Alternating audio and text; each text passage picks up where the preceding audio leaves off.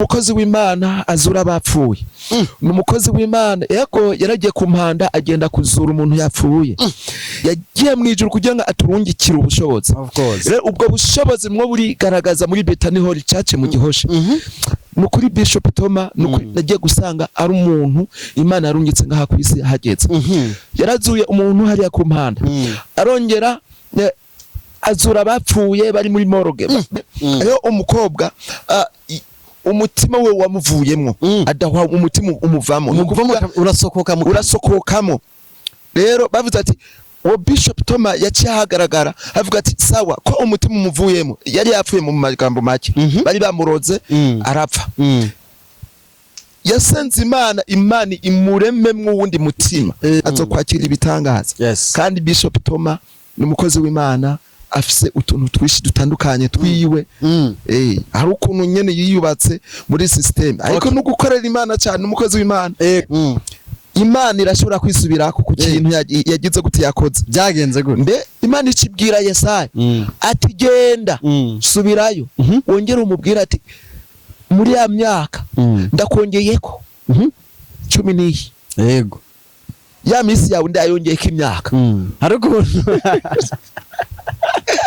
wehezagirwe cyane ariko usanga hari abantu benshi bari ko barapfa za Roi Khaled za Hopital Militaire na za Prince Regent n'ahandi hose. Why not atogenda kugira ngo azura abantu azura abapfuye bari muri morgue bagiye guta hanyuma akafite uwo muntu nimumujane nimumuzane. Yego umuntu wibaze yavuye muri morgue. Yego ariko ndibaza ko kuba munsi muzohashika muze mwumve ivyo nababwiye ko atari ivyo. Tumenyereye neza ko abajene bari mu mashengero menshi agiye atandukanye bakunda kurongora hakiri kare kugira ngo gukorera Imana kwabo gushike.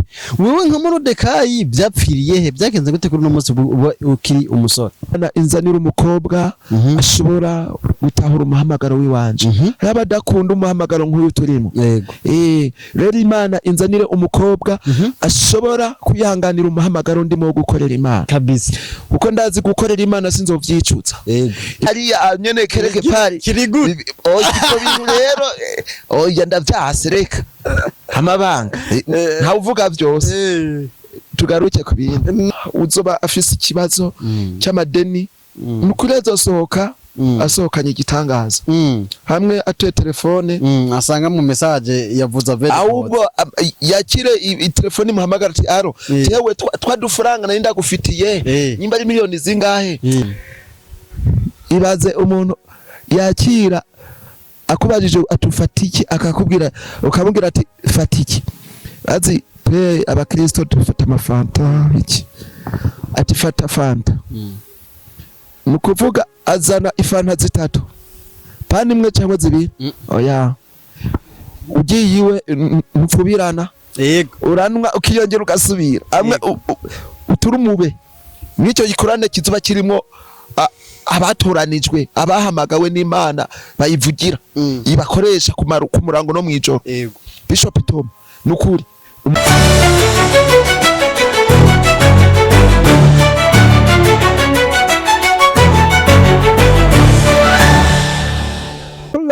hola people murameze fresh nanjye ndameze neza cyane. Ni Fabien Burundi cyangwa ikiranga kirumwe abana neza yuko ibintu bimeze neza cyane kabisa. Ono munsi n'umunsi mwiza n'umunsi kabisa ubona neza yuko ibintu bimeze neza cyane kabisa. So guys ono munsi n'umunsi budasanzwe aho ubona neza yuko turi kumwe n'umutumire mwiza cyane atagase umusore mwiza cyane kabisa. Mu Kirundi bavuga ati umusore w'umusonga. Aho ubona neza yuko ino kabisa bimeze neza cyane kabisa. Ariko imbere ya byose reka turamutse abakunzi bacu mu dukurikira muri diaspora aba diaspora muri Amerika muri Canada Europe Asia Australia n'ahandi hose hagiye hatandukanye ku isi ariko muri inyuma y'u Burundi bwacu. So guys turabakunda cyane mubandanye mugira subscribe like share and comment kugira ngo bino biganiro tubaye bibandanye gushikira abantu benshi bashoboka kabisa. Abona neza yuko no basaba imbere yuko mutangura kumbereza kino kiganiro banza mugisharing, banza mugihe abantu abagenzi banyu nabo bagihe abagenzi babo kugira ngo dutangurane umunezero. Mukimubona mwamaze kumumenya kabisa, ni wa musaza wanyu yamabatwenze mu buryo hafi ya bwose, ni Morodekayi. Ubise Morodekayi no zina kabisa, ndazi neza yuko atari rishasha kuri Step Media Network. So guys, turabakunda cyane. Reka imbere ya byose rero tubanze tumuhe yidondore twumve ko atarahindura izina, kubera ko ibintu biragoye. Umusaza kiri gute? Ni sawa kweli, turashima Imana. Ameze neza? Ego. Aho ni sawa kabisa. Uno munsi twamaze kukuvuga, urashari Morodekayi nyene waho ndi canke warahinduye? Nitwa Morodekayi, sinahindura. Nturahindura. Ni Morodekayi umukozi w'Imana, right? Ego. Okay. Je rero hano kuri Step Media ndafise umugenzo umwe nkunda gukoresha. Iyo twakiriye umukozi w'Imana kenshi tubanza gusenga. Nashaka dusengere mutana. Mana wo mwijuru, turaguha icubahiro. Uri Imana ugira neza, uri Imana utanga umugisha, uri Imana ukora imirimo n'ibitangaza. Tugahe ikaze na karibu mwa kino kibanza, abemwe badukurikirana bose. Mana tubasabiye umugisha mu izina rya Yesu Kristo. Abatuye mu bihugu byose bitandukanye ubagenderere, ubagirire neza, kandi uhoraho bakomeze kubona ineza yawe.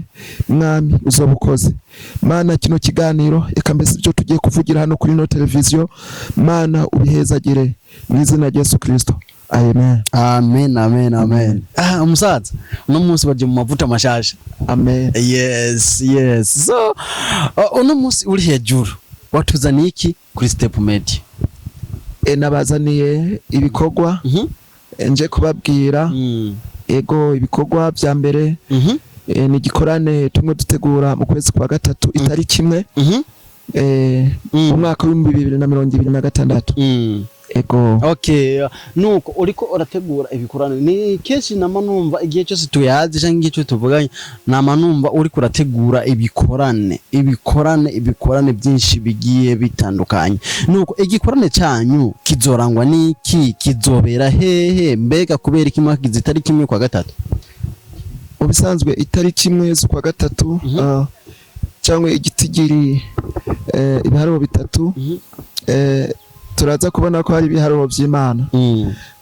Imana irigaragaza muri ubwo butatu. Of course. Hama ikindi nacyo mu icyo gikorane twakitaziriye Forever Consent, kandi mwiyo ku Forever Consent tuzoba tugaragaza indirimbo zishasha. Hama nitwamara kugaragaza izo ndirimbo zishasha twakoze, tuzoca twumva ubutumwa bwiza, beje kumviriza ubutumwa bwiza, dusengera abantu, hanyuma bakira igitangaza. Hambavu y'ibyo mu icyo gikorane azoba harimwo abaririmbyi bagiye batandukanye mu gisagara cya Bujumbura, mu ntara hagati zigize igihugu kiza cy'u Burundi. Ego, hama nibyo novuga ibizokorekera mu icyo gikorane. Ariko no kwipfuriza wewe munkurikirana uzobane natwe kuwo munsi. Uwo munsi uzari umunsi udasanzwe, umunsi wo kwakira ibitangaza muri Eglise Bethany Hall Church mu Gihosha. Iyo Eglise yaranyakiriye nk'umukozi w'Imana. Jewe nitwa Morodekayi, kandi by'ukuri mbanye neza n'abakozi b'Imana. Of course. Kandi by'ukuri baranezererwa cyane.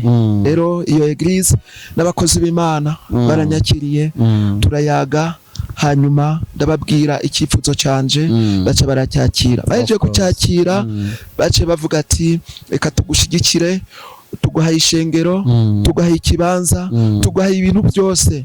Karibu ukore ibikorwa by'Imana bakino kibanza. Rero nuvuga ati Imana ibongera imigisha. Abazi kwa Bishop Thomas mu Gihosha, nukuri n'amateka adasanzwe. Nyirangarukeho cyane mumenyesha makuru uyu Bishop Thomas. Ndabizi neza bamwe baraza kumbaza Bishop Thomas ni iki, ibyo bimeze gute. N'umukozi w'Imana azura bapfuye. N'umukozi w'Imana yako yaragiye kumpanda agenda kuzura umuntu yapfuye. Yako nibyo bwabo abantu ntibagira amakenga, kuko ijambo ry'Imana Yesu yavuze ngo muzokora ibirengeye ibyo jiwe nakoze. sivyo akiri ngaha mwisi Yesu yaraduze mu ijuru rero yagiye mu ijuru kugira ngo aturungikire ubushobozi rero ubwo bushobozi mwo buri garagaza muri Bethany Holy Church mu Gihosha nukuri Bishop Thomas nukuri nagiye gusanga ari umuntu Imana yarungitse ngaha ku isi hageze yarazuye umuntu hariya ku mpanda arongera azura bapfuye bari muri morgue bagiye guta hanyuma akafite uwo muntu nimumujane nimumuzane umuntu wibaze yavuye muri morgue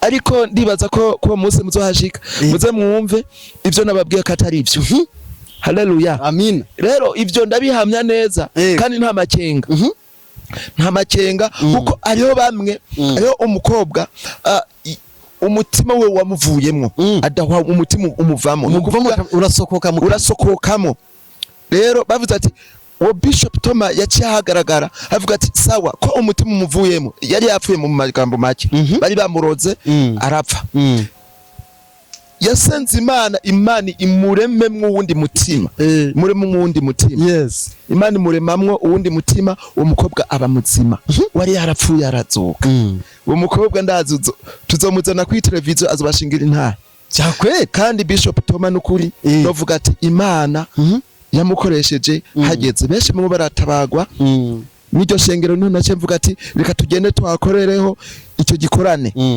uzoza mu icyo gikorane azokwakira ibitangaza kandi Bishop Thomas ni umukozi w'Imana afise utuntu twishi dutandukanye twiwe hari ukuntu nyene yiyubatse muri system ariko no gukorera Imana cyane umukozi w'Imana yaranshingiye intahe ego icyo gikorane rero twatazire Forever Consent niho bizobera ibitangaza n'utwumiza bizokoreka kuwo munsi kandi no kubandanya yego nivyo nagerageje kubisigura twumvise neza yuko uri kuravuga kuri mbeni Bishop cyane Prophet Thomas ni Bishop Thomas ariko no kwerekwa arashaka kwerekwa mu gihe arimo aravuga ijambo ari umukozi w'Imana yego naramugenzuye cyane umukozi w'Imana byagenze wabimenye gute ko ari umukozi w'Imana cyo twarayaze ni ntahezi yiwe narazumvirije byukuri navuze ati byukuri Imana iracyakoresha abakozi bayo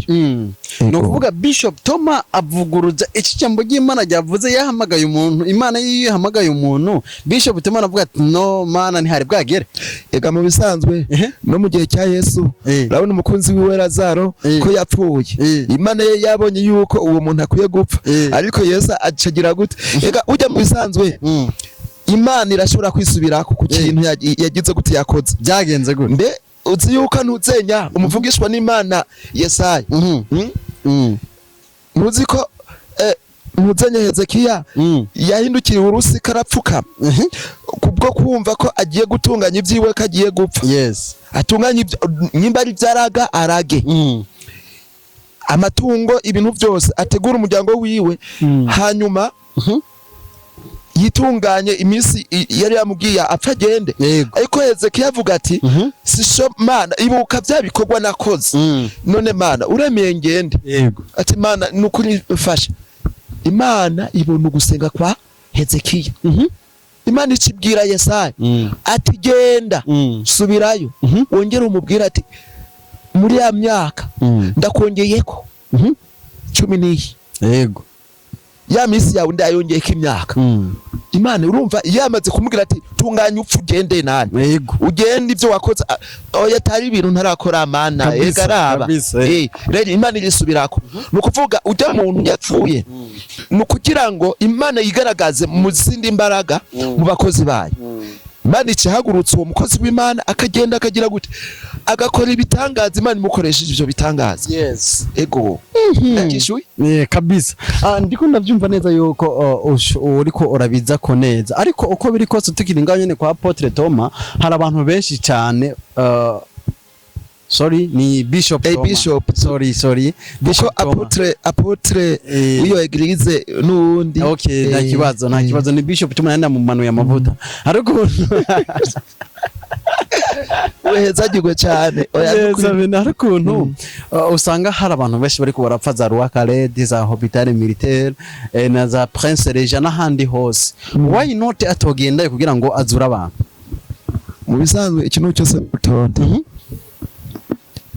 ni kimwe nama mvuga yego kiriya gihe Yesu ako arimo arakora ibitangaza si kuvuga ngo bose ngo nuko bashikirwa kwa kiriya kidengeri cy'Ibetisaida amakuru ansumira ko hari abagwayi benshi cyane ariko ujya muntu yatahanye igitangaza kubera yari yiteze yego si kuvuga yuko abandi batiteze babiteze icyo gitangaza ariko ibintu byose n'urutonde kujya Imana ikora kuri program kubera iki bamwe bazoja mu ijuru abandi muri Gehenomu none bose saba Imana ntiyabaremye rero ari ukuntu Imana yigaragaza yo ubwayo kugira ngo byukuri abantu bamenye yuko Imana igikora ibitangaza. Yes. Si kuvuga ngo bose ngo boca bagira ngo boca ngo bazuka iyo cagenda ngo bace bazuka bose no mu gihe kizuka hariho abasigaye n'abandi bagiye siko kuri none nikomere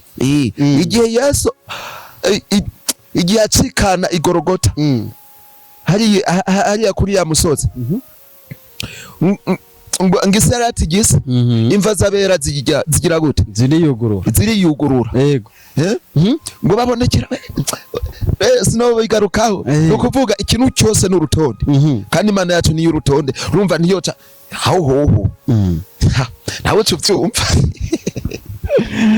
Mordecai turabona neza yuko inzira uri mu Humure ni nziza cyane yes kuba inzira urimo ani nziza cyane twagomba dupartage mbega Mordecai uno munsi tubona nk'umu evangelist umukozi w'Imana yes byo byagenze gute kugira ngo uno munsi uri hejuru uri umukozi w'Imana canke ugere aho ugeze umuhamagaro wakugeze ko ryari bigenze gute?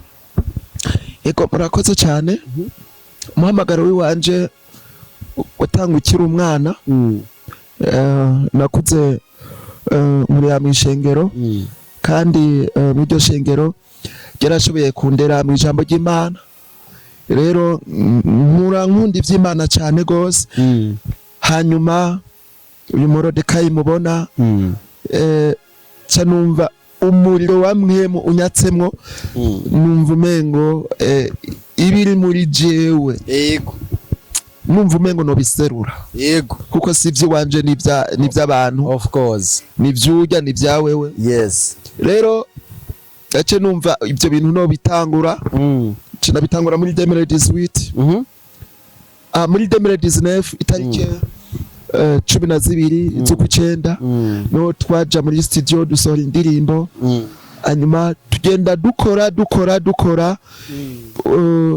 twitaba uwo muhamagaro ku buryo nivuga butumwa ribiragira muri jewe cyane ego kuko sibi ngomba gukora ariho nibindi vyagutse cyane ngomba gukora muri jewe ndafise umuhamagaro wo kuririmba mugabo kuririmba bizokora abazoza mu ruvyaro rwanje ndipfuza ko uruvyaro rwanje ruzoririmba umuryango wanje ukaririmba nanje nkavuga ubutumwa bwiza ndafise nindi yerekwa ryo kuzovuga ubutumwa bwiza urabona ko dukorera mu ishengero ishengero ashaka kuba ritari rinini cyane gose ariko turipfuza nk'igikorane kinini dushaka gutegura ku mastade yes tukavuga ati tuoroganije igikorane mpuzamakungu yes icyo niryo yerekwa rero nk'umumisiyoneri ashaka kuboneka abonetse turashaka guca dutegura icyo gikorane abantu bakaza kuri Kristo tugaca tukita amahanga menshi kuri Kristo amahanga menshi kuri Kristo mw'icyo gikorane ndipfuza iyerekwa mw'icyo gikorane harimo ibintu byinshi byokorekera mw'icyo gikorane yes ariko anatanda yo gushika muri ivyo ubu nyene uyu mwaka utararangira ndagomba kugira agasinye ego ku buryo uzoza mu icyo gikorane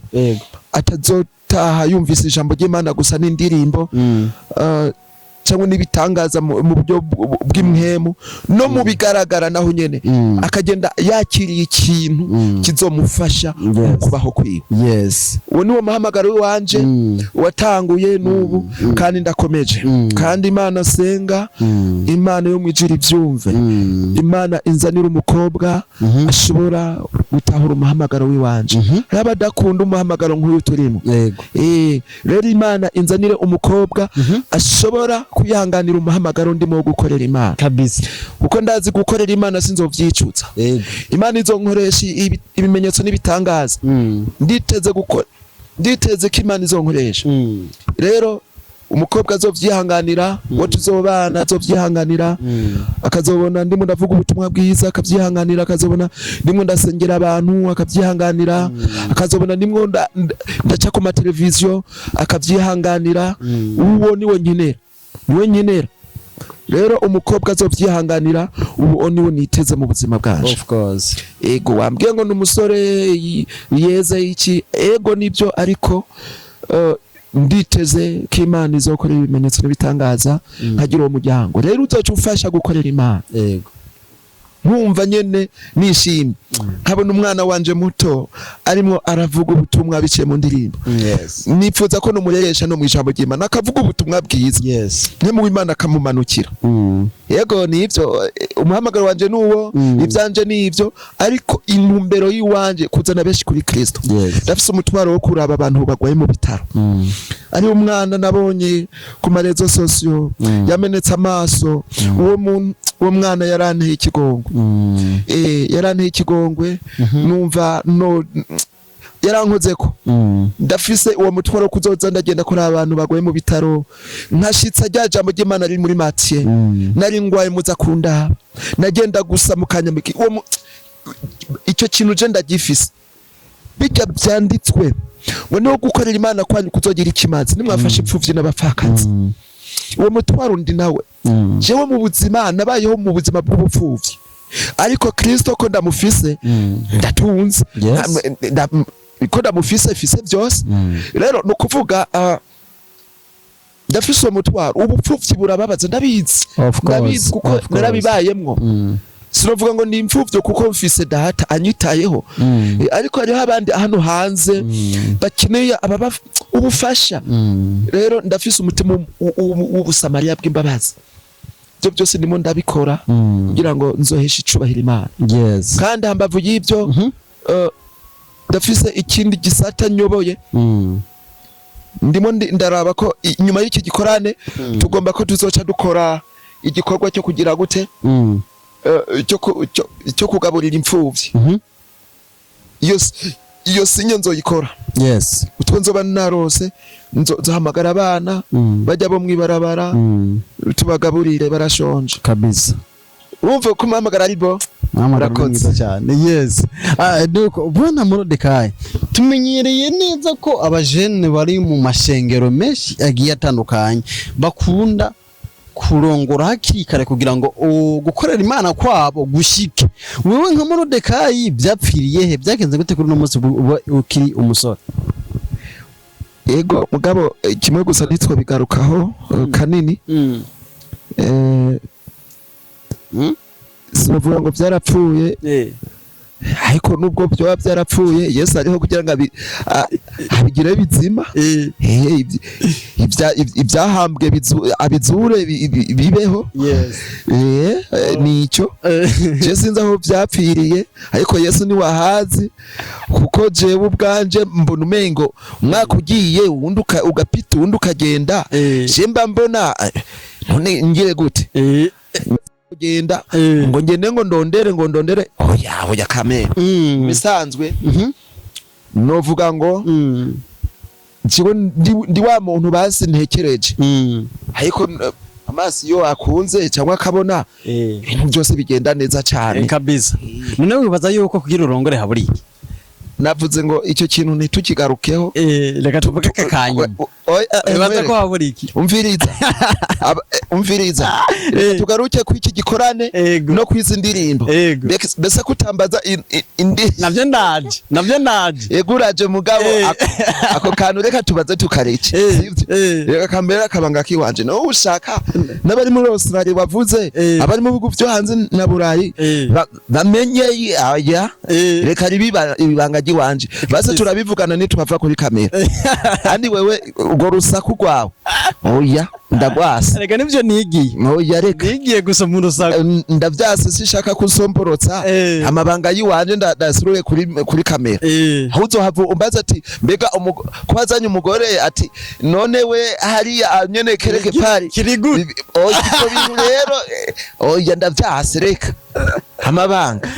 nta uvuga byose tugaruke ku bindi nuko hanyuma watubwiye yuko twigarukire mu gikorane twigarukire muri concert twigarukire mu muziki muri gospel uri kurategura igikorane itariki imwe y'ukwa gatatu ikintu ndo special ubikiye aba Kristo bazoza gukurikirana uwo munsi ico gikorane ikintu ndo special mubikiye uwo munsi ni giki icyambere ndafise indirimbo ndimo ndatunganya muri studio iyo ndirimbo ni indirimbo y'amavuta nahawe n'Imana cyane kandi izogirira akamaro kuri bose yego hama ikindi nacyo sindirimbo imwe ni nkazinga hama ikindi nacyo ndafise abakozi b'Imana tuzoba turi kumwe basizwe amavuta n'Imana baca ku radio menshi no ku mateleviziyo baravuga ubutumwa bwiza bubohora bukiza ndafise umupasteri yitwa Gerard akunda gushikiriza ikiganiro ugukora kw'Imana cyo kiganiro cy'ijambo ry'Imana ugukora kw'Imana ni kiganiro abarundi n'abarundikazi abanyamahanga bakunda cyane arimwe arasemera avuga ubutumwa hewe uzi yuko abantu bafise ingabire ari umuntu yigisha kumva umengo nturi mw'isi kabisa urazo ba ari mwito gikorane yego mukuri Pasteur Gerard yarameza ufite umutima mwiza ibaze umuntu yakira akubajije atufatiki akakubwira ukamubwira ati fatiki azi twe abakristo dufata amafanta iki ati fata fanta nukuvuga azana ifanta zitatu pani imwe cyangwa zibiri oya ugiyiwe ntufubirana yego uranwa ukiyongera ugasubira amwe uturumube kabisa rero unyoye agafana kamwe turumube muramutse gufungura naho tabro yiwe yego imwe inyaza ubwoko bwose butandukanye umukozi w'Imana yakira neza vraiment kabisa wumve ko ndagushimiye imbere ya kamera n'amahanga yose abimenye ko wakira neza abantu ndipfuza nanje urugo rwanje na madamu Imana izompereza tuze twakira abashitsi of course kuko nuzenya yarakiriye abashitsi bamusigira umugisha Abraham none ni yacaronka isezerano yararindira imyaka 90 Abraham yarafise imyaka 100 ategereje isezerano yuko azoronka umwana w'umuhungu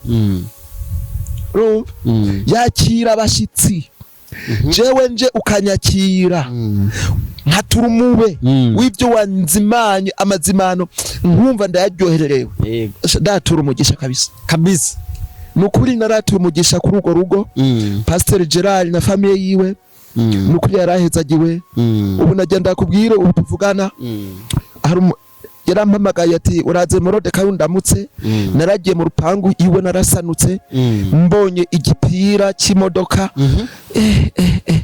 ewe warasagira neza urahezagiwe bigezeyo yego ati Yesu agira neza nyumugani wawe nukuvuga uwo mukozi w'Imana vraiment afise umutima w'urukundo rero nta mpamvu nimwe atohezagirwa afise umutima wo kubiba wo gufasha nigikorane ubu cyubushize yarashigikiye anjana mwayo maradiyo n'ubu tuzogenda ku maradiyo tuzunguruka azovuga ijambo ry'Imana umwanya muto undi mwanya tumenyekanisha kino gikorane cy'ubwiza kuko anihazoba ari abantu benshi bazobohoka are kuyijambo gusa wazoba je agwaye azogenda akize vraiment, uzoba afise ikibazo cy'amadeni nukuri azosohoka asohokanye igitangaza hamwe atuye telefone asanga mu message yavuza very ahubwo yakire telefone muhamagara ati aro tewe twadufaranga nari ndagufitiye nyimba ari miliyoni zingahe ejo cyangwe bwira amazina urumva n'amakuru meza amashasha kandi azoba yakuye ngaho mwishengero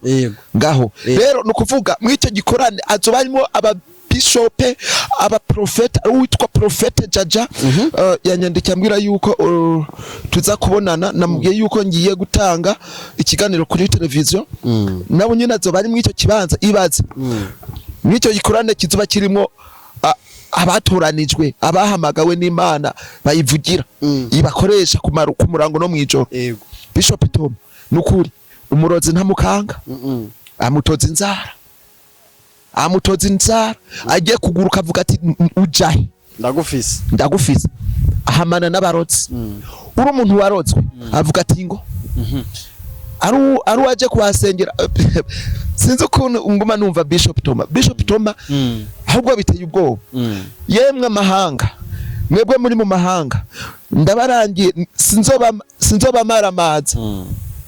maramaza ngo nuko ngo mwafashe ngiti cy'indege ngo muje ngo kwa Bishop Tome murabe ibyo Morodeka yavuze muzobona yuko ibyo abavuga kuko ashaka kubwira ati wewe haguruka hari ibintu bakuziritsemo hari umuntu yakuyemo igufa ryase ari musokora ari mukura mu rubavu yego kwa Rujanti naho abo kwa Rujanti bobo bavuze ati jewe Imana indazi kari inkingi ngomba ko abo kwa Rujanti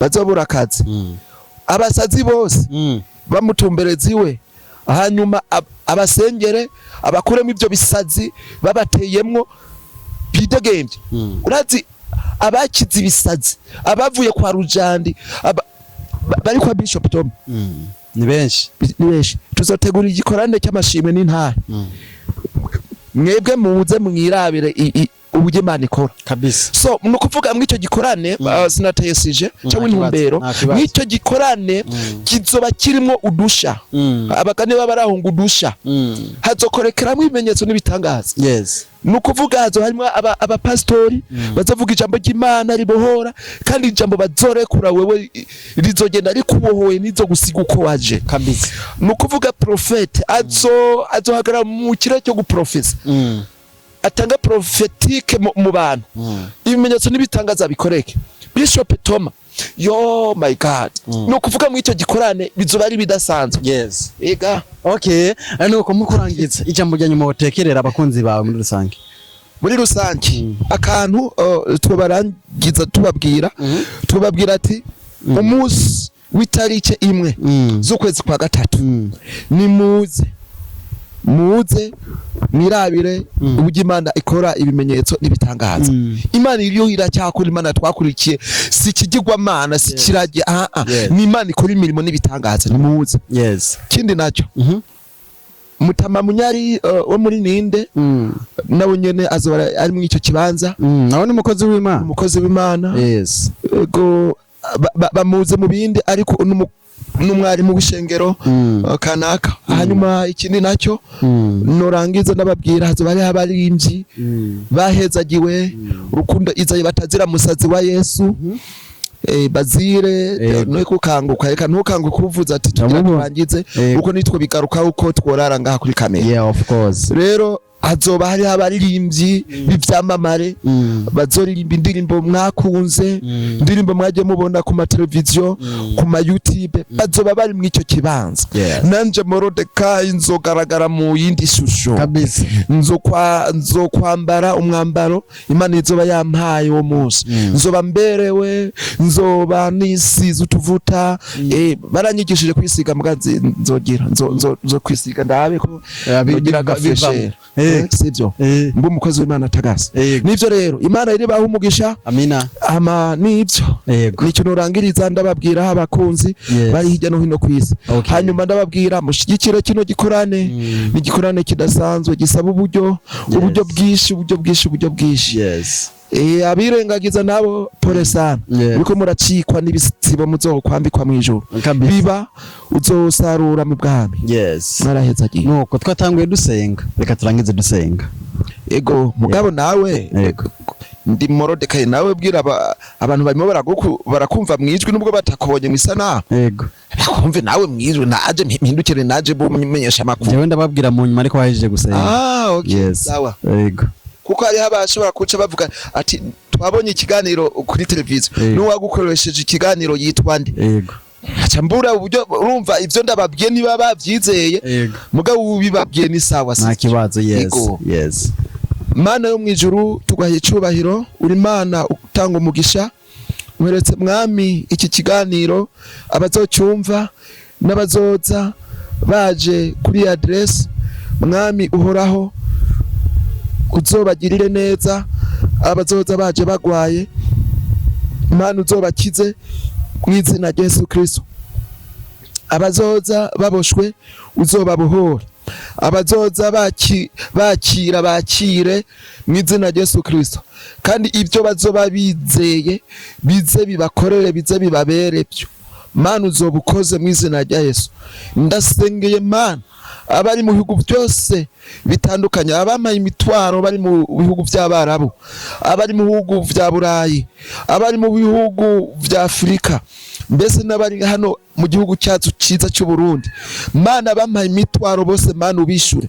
Mwami nongera asenga mwiyi ndirimbo zo present harimo amajambo avuga ngo Imana iguhuza n'umuntu w'akamaro, agushikana mu iyerekwa ryawe, agushikana mu ndoto zawe. Mana mu izina rya Yesu Kristo, Mana uyu muntu yari yaripfuje umuntu yo mubero w'akamaro, amubone mu izina rya Yesu Kristo. Mana acyumva kino kiganiro akija mu bindi, Mana akitambuka mwami acabona uwo muntu w'akamaro. Mwami tuzokumva intahe n'amashimwe yuko mwami isengesho twasengeye ku ino televiziyo yakoze imirimo n'ibitangaza mu bihugu byose byo mu bihugu bigize iyi si. In the name of Jesus urakoze mwami, isengeye kino gikorane mu izina rya Yesu Kristo. Uzogiha umugisha mwami Mana, abakozi b'Imana, abayoboye ishengero rya Bethany Hall Church mu izina rya Yesu Kristo. Mwami ubazigamire mu bushobozi bwawe utanga mu izina rya Yesu Kristo.